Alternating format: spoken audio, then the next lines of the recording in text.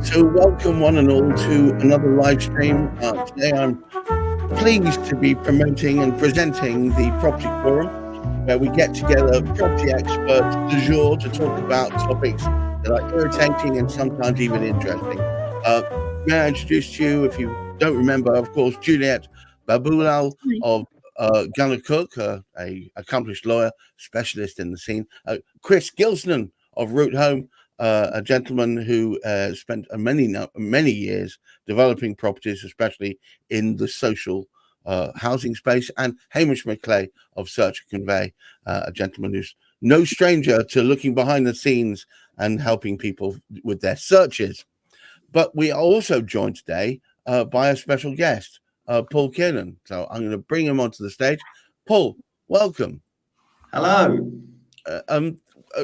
You are of Kielman Mortgages. Kielman Mortgages. Yeah. Perfect. I do apologize for mispronouncing it. So it's always good to have a person who deals with the money on the scene here, because frankly, it's all a bit of a mystery to me.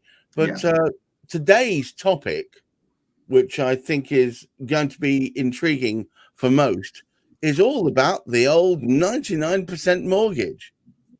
Wow. I remember the last time we had 99% mortgages, it wasn't a particularly good time. Hamish, what the hell's going on? Well, I think what we do have is, I guess it's the old numbers game, and it's not necessarily to do with the numbers about mortgages.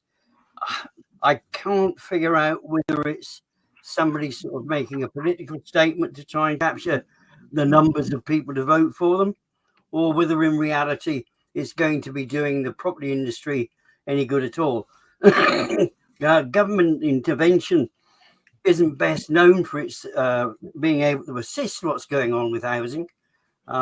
It keeps hiding away from its one of its major aspects that it could contribute to, like giving us some more housing stock.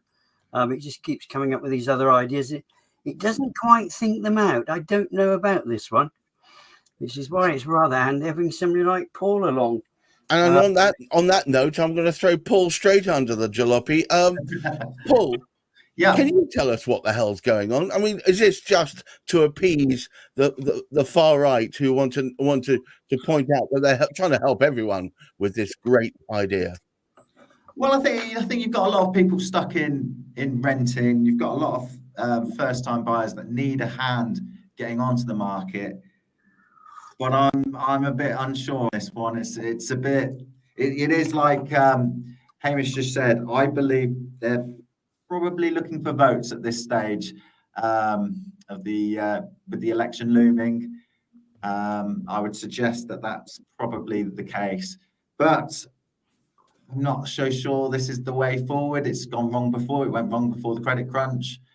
I remember around that time, lots of people ending up in no ability to service their mortgage and ending up handing the keys back. Well, this is my main concern. If as long as it's done properly and everyone can switch at the end of deals and no one's left in negative equity, then. But I think if house prices are at the moment rocky, they're not certainly going down, but they're not certainly going up.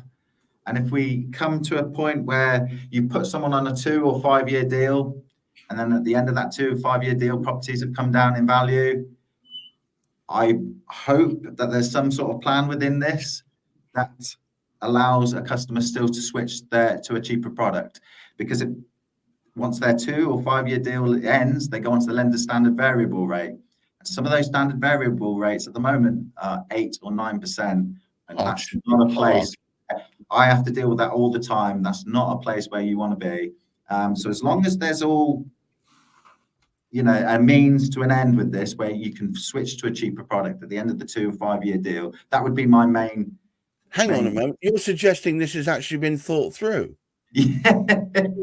Well, this is another thing. I think because obviously the budget's next week, and I really think that they're just going to throw this at us, and they're just going to say to the mortgage lenders and the mortgage brokers, "Here's the product. You're allowed to do it. here, just crack on with it. And that really would go against the financial conduct authorities treating customers fairly and consumer duty. I just think this might have a bit of, as long as it's been properly thought through and there's contingency plans for all, then I'm happy. I'm just going to put my surreality hat on. Chris, they were just trying to help more people get on the property ladder, aren't we? I think it's a great idea. Yeah, I think it's absolutely brilliant. I think more people in the market, everyone should be able to own their own home. I absolutely believe that. And that's a wonderful thing. However, when supply has been choked for the last 40 years because they haven't built enough houses, and then the government thinks, oh, to win a few more votes, I'm going to throw a load more demand into the market without addressing supply, it's going to cause chaos. It's going to be bananas. It will be bananas, won't it? It's going to be bananas. Yep, it is. It's going to be absolutely wild. So it will be interesting to see what happens and to see how it plays out. As an investor who does a lot on market, it's going to probably push me out, and I'll have to completely revisit all my marketing strategies because I will not get a word in, because we'll have first-time buyers in the market fighting over everything and elevating prices. So I'd say if this comes to pass, within 3 to 6 months, we will see a massive spike in property prices. Is that a good thing? Nope. No, because it's short term. It's short term because the people that are coming into the market on that 99% mortgage, there's still a very small element of affordability in there, a very small element of them having to have skin in the game. But yeah, the higher the prices go, the more restrictive it is, the less people will be able to afford it. So it's short-termistic thinking. So it's going to be interesting. So Juliet, we've had a stagnant market. Is this the way to rejuvenate it?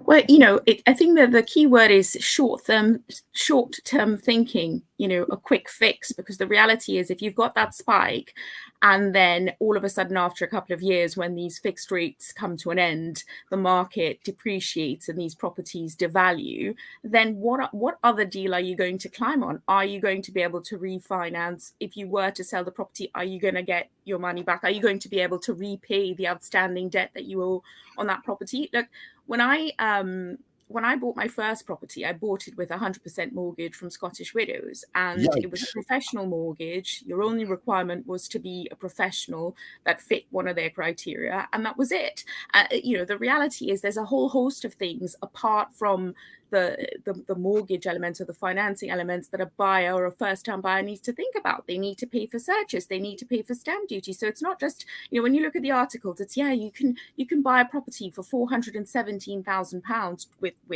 a deposit of 4,100. So it's a great sell. It's a great sell, but you've got other responsibilities. And thinking in the long term, property investment is one of the biggest investments that you will make in your lifetime. And so thinking in terms of what happens when the fixed rate expires, what is my get out? Because, these first time buyers aren't getting in there because they want to be made bankrupt. And that's what will happen. If the bank can't have its money back, it will come after you to get the remaining debt. So, where does one draw the line, in terms of being realistic? And in terms of managing expectations, not just selling a dream and saying, yes, here you go, here are keys to your house.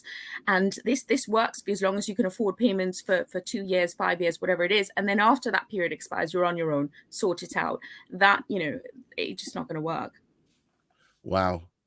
So, Paul, just great business for you then. Surely all these mortgages sprouting out of nowhere.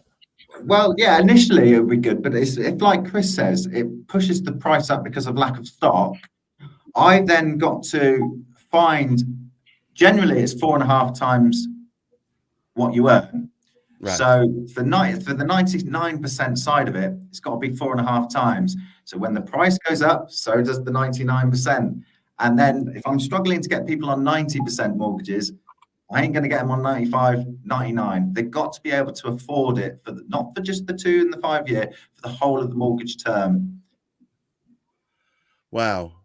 But there's all these moves afoot, and we've got a budget just around the corner. Surely this is just going to give more optimism to a flat market.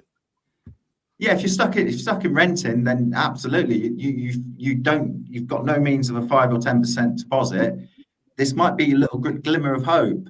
And like Chris what Chris said, everyone should own their own home. If that's your dream, then it's up to people like me to make that a reality. So you're just being a dream provider now, Paul, and you've got the perfect tool to do it. So forgive my cynicism, Hamish. Surely, I mean, one of the things from my own perspective, I mean, there's going to be no difference to my input. My input continues to be exactly the same. I mean, my real sort of concern, I look at it coming from all three sectors. Juliet's got to, I mean, she's looking after her client. She's looking at the risk that client's actually taking on with enough challenges without that financial thing coming in. And then, of course, there's Paul here being conscientious about what he does. He's not just going to dump things onto people. I mean, there are people that there are actually out there that will actually do it. Whoopee, whoopee, isn't this great? Yummy, yummy. The good old factory stuff. Let's throw it in there, without looking at what's going to be happening in 2 to 5 years. So there's Juliet looking at the challenge from that school. There's Paul looking at, and then, of course, on the other hand, there's somebody like Chris who's trying to help people by developing and getting into particular sort of properties. And he's going to stand back from all of this because it's a bun fight sort of going on there in front of him, and he can't get near the properties. So I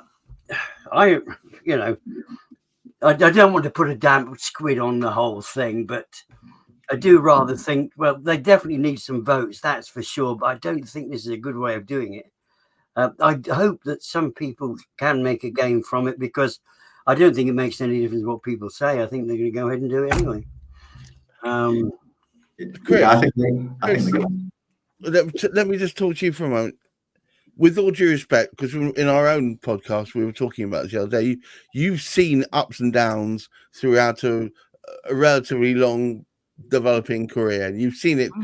Is this just a fart in a tank and it'll be gone in a minute and then back to normal and normal service resumes? I don't know. We effectively have a uniparty system, so it doesn't really matter which one you pick. They're all both centrist parties. They're all singing from the same hymn sheet. They just have slightly different verses. It's a vote-winning strategy. Whether it comes to pass, I don't know. Over the last 5 to 10 years, there have been so many U-turns on so many things that it's all meaningless what they say. So it may be the case that they may bring it in. Isn't it so many U-turns that we're in fact just going around in a big circle? Yes, there's an argument to say that things do go around in cycles, Gareth. You were going to say something, Paul. Sorry. Sorry to put you on the spot. I can't remember what it was. I was listening to that. Yeah, so we're almost back to where we were sort of 15, 20 years ago. I can't remember what I was going to interject then. No, probably 2004 in the cycle now. So it's going to go through that cycle if what they're saying comes to pass, and they do bring in a shed load more demand into the market and just open up the financial tap. Again, without addressing the supply issue. So, Juliet, supply has been on the top of our conversations a number of times. There's lack of it. Should we stop being a bunch of lefty liberals and put some pressure on the government to build more bloody stock? Well, that's been the hymn sheet that they've been singing for so long, and they just haven't been able to deliver, and I think what we've got to do is work with what we've got. And, my advice to anyone sort of generically is that, if you're going to be taking up a 99% mortgage, do your diligence, do your homework. Hindsight is a beautiful thing. And when you're bitten, it's wonderful to look back and say, I could have done this. I should have asked questions, have the right advisors in place, which is something we've always said, and ask those questions. What happens after my fixed rate expires? What options have I got? What is out there? When you meet your estate agents, ask questions, look at affordability. I mean, those are things that obviously Paul will look at with his clients, but there is an onus on the client as well, on the buyer as well. And unfortunately, a lot of first-time buyers, it's sort of like, they need a lot of hand-holding, and they've got to accept that. So, knocking on the right doors and asking the right questions are imperative. All right. So look, Hamish, before I wind this all up for today,